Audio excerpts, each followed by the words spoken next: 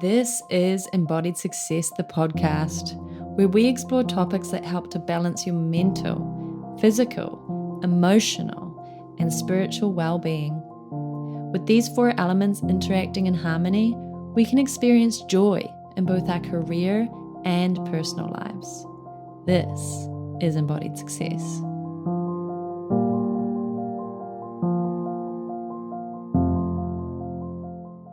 Hello and welcome to Embodied Success, the podcast. This is your host, Sarah Ann Ferguson, Somatic Practitioner and Quantum Living Mentor. And today we are going to be talking about healing your throat chakra. So this week's topic is super exciting because this is something that is really close to my heart. And that's because my own journey of healing my throat chakra is the whole reason that I am here today hosting a podcast, and the same reason that I can now show up on social media and talk on camera, or show up in groups and speak in front of groups, and just generally express myself in a more authentic way. So I'd like to tell my story of how I healed my throat chakra. And then I'm going to give a 6-step process that you can use to begin healing your throat chakra as well. So it's kind of funny that I'm doing this episode when I have a sore throat. A little bit sick right now, and it's all part of it, I think. This coming out and talking about this journey that I've been through. It's obviously there's more energy in there that's being released. But the first thing that I did was, without even realizing I had a blocked throat chakra, I just knew that I had some things I needed to deal with. So I booked myself in to see a somatic practitioner. And one of the things that we did in the sessions, and this is what I do in my sessions as well, is we went through a list of limiting beliefs, and it was a muscle test. So if I believe something to be true, my body would go forward, and if I believe something not to be true, my body would go backwards. And that's how I started to discover what I truly believed. And then once we established what my limiting beliefs were, we then would go and explore that. And so that I did that therapy for 6 weeks. I had 6 sessions. And then after that, things kind of started to unfold in my life. Things started to really change. And I talk about this in detail on another episode called Finding Your Purpose. And it's all about how this therapy just transformed my life. So I'm not going to go into detail about that aspect because I'm really focusing on the throat chakra aspect. So after that, I began to become really mindful about my life and myself and my thoughts, and listen to a lot of inspiring and empowering guided meditations, and just started to really change the way I saw the world. And so the somatic therapy helped to release these blockages, and the guided meditation helped to click me into alignment with how I saw the world now that things were shifting. And throughout the year, I did things like breathwork and EFT tapping and sound therapy, and just began. Started working with a coach and started to practice using my voice in a way I had never done before. So she encouraged me to film myself talking on camera as if I was planning on doing, say, a post. And we spoke, we would send voice memos back and forth to each other. And that originally really, really scared me, because I talked about this before as well, but I wasn't the sort of person that could leave like voice messages on people's phone. For some reason, I that would make me feel really nervous. And the second it would go beep and it was my turn to speak, I would kind of like lose the plot a bit and not really know what to say. And it was like having this extreme blockage in my throat chakra, this fear of being seen and heard and expressing myself authentically, was a really big issue for me my entire life. And it became really, really apparent when I was studying at university. I studied anthropology, and then I went on to study English and do a master of creative writing. And so that involved a lot of public speaking and reading aloud things, poetry readings, and and I would get into such a state that I couldn't do it, to the point where I ended up seeing a like university psychologist who prescribed me with these beta blockers. And she said these will stop the tremors, the shaking, and you'll be able to do your thing. And so they worked. And whether or not that it was placebo, and that just the idea that I wouldn't get all shaky and scared made me feel confident enough to get up there and do my thing, who knows? But it's really it's affected me my whole life. And when I launched my last business, my houseplant business, a lot of it was done on social media. And I always wished that I could be one of those people that could speak on camera to connect with my community and my customers. But there was just this blockage. So so this year and a half or so of work that I did on removing those blockages was really significant. And it wasn't just a one and done type thing. Like I said, it was over time, and it was multiple little pieces like slotting in together to make it work. And everyone's journey will be different. So this 6-step process that I've created is something that you could do. You could make it your own. And it's not necessarily you have to do step 1 before you do step 2, or just start thinking about these 6 things and incorporating these 6 things into your life. And the most important thing is to do the thing that scares you, because that's it. In the end, that's how we break a pattern. We do it scared, and we show our brain that it's not going to kill us. It's actually fine. And that's how we break free of these really, really old patterns. So I'm going to talk about these patterns first in the first step, because they are deeply ingrained. These patterns, these limiting beliefs, they become what we think is our personality. I thought that was my personality. I'm just a shy person, and social anxiety is just my thing, and so I have to be like that for the rest of my life. So know that that's not true, and that that's not who you are. It is how you have been conditioned. And how you have been conditioned can be from your family, society, ancestors sent to you through your DNA.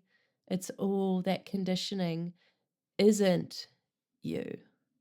And when you do this kind of work, then those layers of conditioning that have been stacked on top of you all those years to make you believe you can't do a certain thing and that that's just your personality, those all fall away, and you start to see things really differently.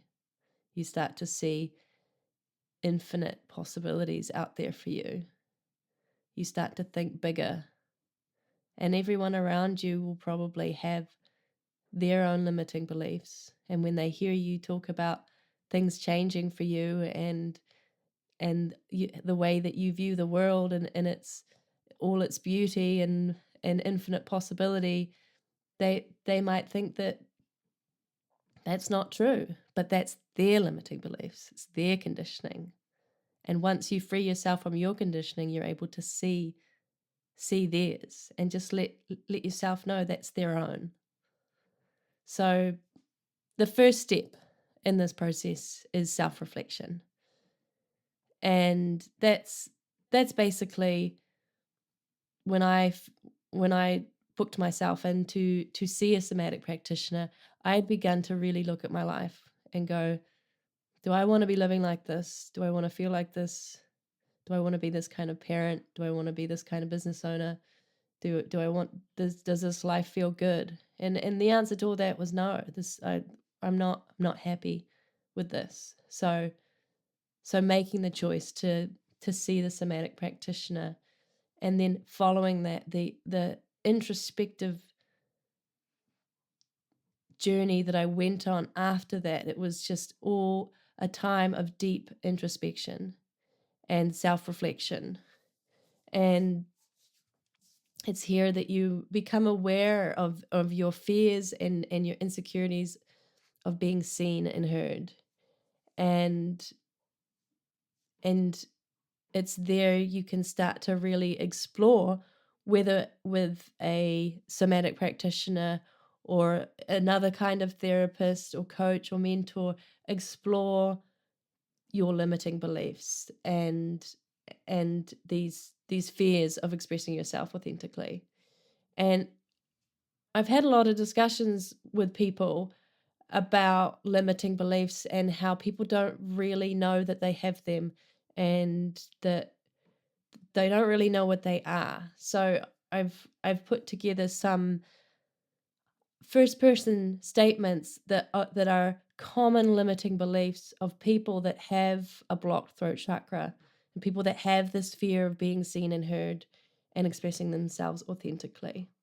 And so the first limiting belief is the fear of judgment. And so it's, I believe that if I speak up or express myself, others will criticize, reject, or ridicule me.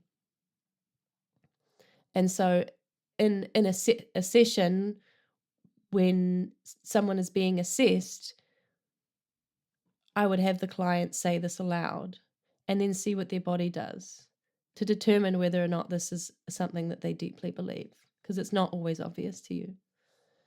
And the second one is self-worth issues. So I feel unworthy or lacking confidence in my ideas, opinions, or creative expression. And another limiting belief would be invalidation. I think my voice doesn't matter and that my opinions are not valid or important. And another one is fear of conflict. I am afraid that if I express myself, it will lead to conflict or strain my relationships. And another one is from past trauma. So I have experienced being silenced, invalidated, or repressed, and I fear speaking out again. And then the last one is perfectionism. I believe that my expression must be flawless or perfect, which leads me to self-censor and inhibit myself. So those are the types of limiting beliefs around this blockage in your throat chakra. So really think about these. I'll leave those in the show notes so you can have a look at them and really contemplate those. And so that's step one. That's self-reflection. It's becoming aware, it's introspective, it's really taking a look at what your deep-seated limiting beliefs and conditioning is. Okay, so step 2 in this process is to experiment with somatic practices. And there are so many somatic practices that you could do. And a really great one that I do all the time with clients and have created a bunch of free resources with is EFT tapping. And I have created one specifically for releasing this fear of being seen and heard and expressing yourself authentically. So I'll leave the link to that if you want to try this free EFT session for releasing those blockages. So EFT tapping is one of the most successful psychology self-help techniques ever developed. It is very, very good, and it happens rapidly. You feel the shifts happening as you're doing it. It's so effective. It's just the way that you feel it instantly just shows how great this technique is. So if you've never tried EFT tapping before and you are someone that resonates with this throat chakra needing to be activated, then definitely try out that EFT tapping one. So that's one. You can also do some yoga poses that are around the neck and shoulders and in your throat. And there's specific ones like fish pose or lion's breath that you can try. But you could also try massaging around the throat and the neck and the shoulders, the back of the head, moving the skin on your scalp around. You could even, if you have a gua sha, use that to massage your neck and your shoulders and just get rid of this tightness, because you hold so much there, and it can be from your posture, and your posture can be from the emotions that you feel around these limiting beliefs. If you're sort of caving your shoulders in and hunching over to protect yourself, then that's all the muscles in your throat and neck and shoulders and going up sort of the back of your head, they're all tightening, and you just really want to open yourself up. So that's going to help to release tension and blocked energy in your throat chakra and make you feel more open and free to express yourself. And just in general, you'll feel really good. Okay, so that's step 2. So step 3 is to start a regular practice of mindfulness. So this is when I talked about getting out and listening to guided meditation. It's that kind of stuff. So do meditation, do guided meditation, do visualization, and just develop a regular practice of just being self-aware and taking the time to be present with yourself and connect with your mind and your body and sink in, discerning those emotions that you're feeling around being able to express yourself, and really sit with them. And during the meditation, you can visualize a blue light. And so the color of the throat chakra is blue. And I don't know if you've noticed my branding, but it's all blue. And that I put that in my branding as a symbol of me healing my throat chakra and being able to show up the way I have in this business. And that's another way that you can release these blockages, is by visualizing this blue light, by wearing blue, by putting blue in your house and around, just having blue around you. And that energy helps the flow through the throat chakra. And it's kind of interesting because I didn't like blue before I started this business and healed my throat chakra. I didn't like it at all. I didn't wear it, and I wouldn't even dress my two sons in blue. I just thought it was an ugly color. And I don't think any color is ugly now, but that's how I felt. And I think it had to do with this blockage, this like fear of expressing myself. And it's kind of, it's a bright color. I go out walking my dogs and I've got blue headphones on and either blue pants and or a blue hoodie or a blue sweater, and you stand out. And I used to fear standing out and being seen. I didn't want people to look at me. I just wanted to blend in. And if you look at the colors in my last business, they're all calming neutrals, because I just wanted to just blend in, I guess. So yeah, in meditation, visualize this blue energy, this blue light, this soothing blue light in your throat, flowing through your throat and cleansing and activating it. And you can use affirmations too. Say them aloud, write them down. Say things like, I speak my truth with confidence and authenticity. And that's going to reinforce these positive beliefs about self-expression. And in the EFT tapping video that I've created, that I'll link in the show notes, these kind of affirmations are what we tap on. And so we would say these I speak my truth type statements while tapping on our meridian points. And that lets the energy flow and really sets those ideas into our body. Okay, so this step 4 is breathwork. And breathwork has become the most incredible tool for me. It is something that you can go and do with a breathwork facilitator, or it is something that you can do at home with a video of a breathwork facilitator. And it really helps you to release these blockages, not just in your throat, in your whole body. And these conscious breathing exercises are going to support the release and the activation of your throat chakra. So you can also practice deep belly breathing or alternate nostril breathing or chanting exercises like Om. That's going to engage the breath and energize the throat area.